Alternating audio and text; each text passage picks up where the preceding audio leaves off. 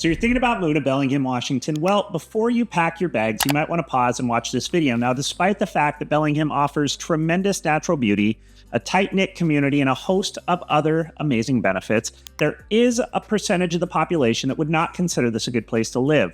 In this video, we'll explore 6 of these reasons, and if you stick around till the end, I'll save what is perhaps the most important for last.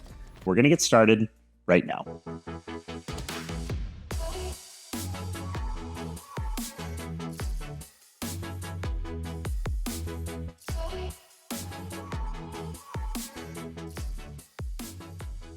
All right, so reason number 1, let's just go ahead and address the elephant in the room, weather. Weather is the number 1 reason that Bellingham may not be a fit for you. Now, we're going to go through and talk about weather by season and give you kind of a brief recap of what you can expect here in the area. Bellingham is known for having a mild climate pretty much year-round. That's one of the big things people love about it, but one of the things that people perhaps don't love about it is the amount of rain and gray skies that we experience here in many parts of the year. So December to February, the winter months, you can reasonably expect that low temperatures are going to range between 34 to 37 degrees on average, and high temperatures are going to be between 44 and 47 degrees, give or take. Obviously, we have extremes that are above and below. We do anticipate that we get some odd 5 inches of rain per month during this time of the year, and we do anticipate snow accumulations typically from a couple inches all the way up to maybe 6 or 8 inches. We generally get about 2 to 3 snow events per season. It's generally insignificant. It generally only lasts for a few days, but you can reasonably expect skies are going to be largely gray during this particular season of the year. All right, so next we move into spring. Now, this is the months of March to May. We're typically going to see high temperatures ranging in the mid 50s to low 60s. We're going to see our low temperatures still getting down into the 30s, maybe 37 some odd degrees for those cold evening temps into the mid 40s. The rain relents a little bit this time of year, but we still reasonably expect that you're going to get about 3 inches of rain per month spread out through the spring season. Next comes summer. This covers the months of June to August. Now, this is arguably the most desirable time to be in Bellingham or the Pacific Northwest as a whole. We experience temperatures that range on the upper end from the mid 60s all the way up to the upper 70s, and our lows are typically in the 50 to 55 degree range. We experience on average less than 1 inch of rain per month, sometimes going July, August, September without any rain, and the days are long. The sun is up at 5 something in the morning, stays up well past 9 p.m. at night, so you get these super long days, moderate temps, relatively low humidity, arguably the best time of year to be in Bellingham. After the summer, we move back into the fall. Again, these months ranging from September to November. Now, a lot of times we are fortunate to see an extension of summer that runs into the month of September, but this is the time of year when you can reasonably anticipate the temperatures will start to drop. Those highs still in the month of September can get into the 70s, then cooling off as we move further into the fall. We do anticipate that the rain returns sometime late September, early October, and we go back to that 4 to 5 months on average of rainfall, with the days light getting less and less as we move further through the year. Overall, with regards to weather,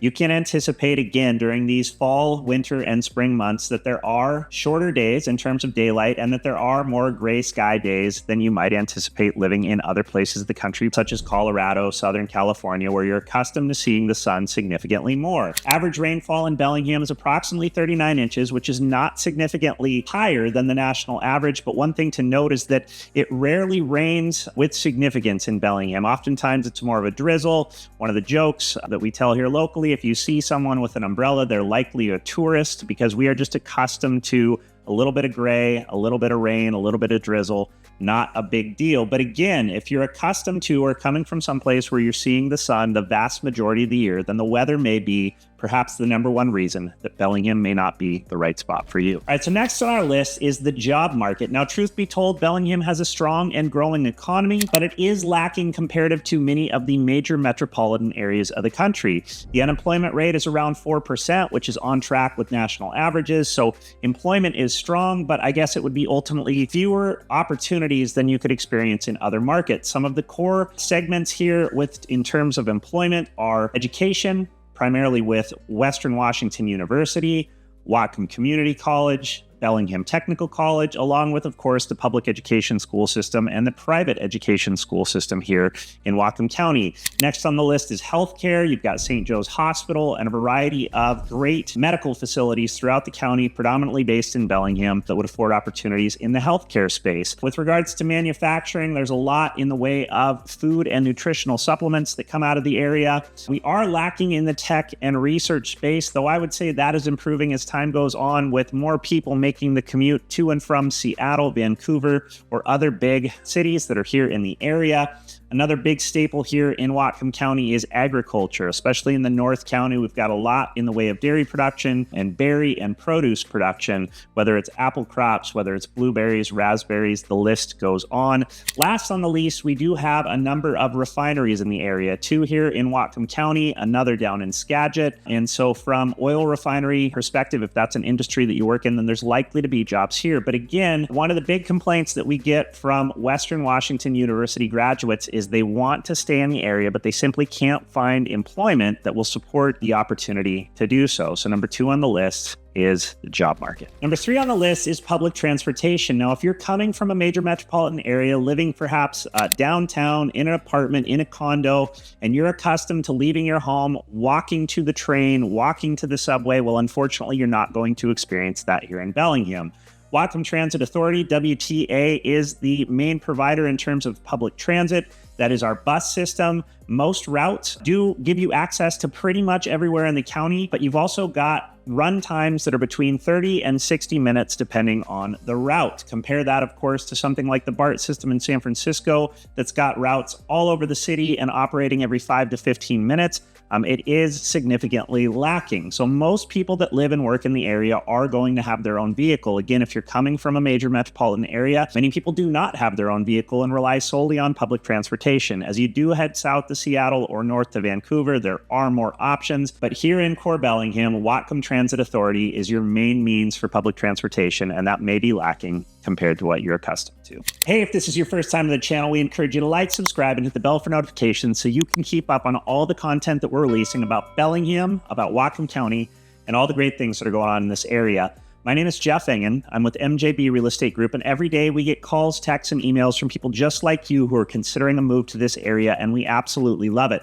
So whether you're thinking about moving tomorrow, 10 months from now, sometime in between, we encourage you to reach out. All of our contact information can be found below, and we are standing by and ready to help you in any way that we can. One more important note to share with you is that you can also download our absolutely free, no strings attached relocation guide. You can click the link that's here in the video or find a separate link below. We'd love to be a part of your journey in exploring Bellingham as a place to call home, and again, to be of help to you in any way that we can. But for now, let's get back to these 6 reasons that Bellingham may not be the right place for you. All right, so number 4 on our list is arts and entertainment. Now, truth be told, Bellingham actually has a phenomenal music scene, and we've had some big name bands that have come out of Bellingham, perhaps most notably and most recently, groups like Death Cab and Odessa. However, comparative to other larger metropolitan areas such as Seattle or Vancouver, which are both within a great proximity to Bellingham, you are going to have limited options. We do not have anything in the way of professional sports. We do have some semi-pro teams, the Bellingham Bells for baseball, the Hammers football club. There are opportunities for sports, there are opportunities for music, for entertainment, but they are going to be limited comparative to what you're accustomed to in bigger cities. So if that's something that's important to you, if you want to be able to leave your home, hop in a cab, and 5 minutes later be at a major venue to take in a concert or a sporting event, unfortunately, we're not going to have that for you here. You can make that trip to Seattle or that trip up to Vancouver, and oftentimes that can be accomplished anything from 60 minutes going north to maybe 90 minutes heading south, depending on traffic. But it's not going to be in your backyard. So number 4 on the list, culture, arts, entertainment. All right, so number 5 on the list is not one that I've seen in other videos of this sort, and that is the potential for a large earthquake. Now, this is something that's been talked about in the Pacific Northwest for a long period of time. The Cascadia subduction zone is located off the coast of Washington, Oregon, and Northern California. This is a major fault line where the Juan de Fuca plate is going underneath of the North American plate, and if and when this occurs with enough significance, there is potential for an 8.0 to 9.0 magnitude earthquake that could occur here in the region. There are a handful of other fault lines that include the Seattle Fault, the South Whidbey Island Fault, and the Devil's Mountain Fault. So while we've been very fortunate, we are very fortunate to not have extreme weather events and natural disasters here in the Pacific Northwest.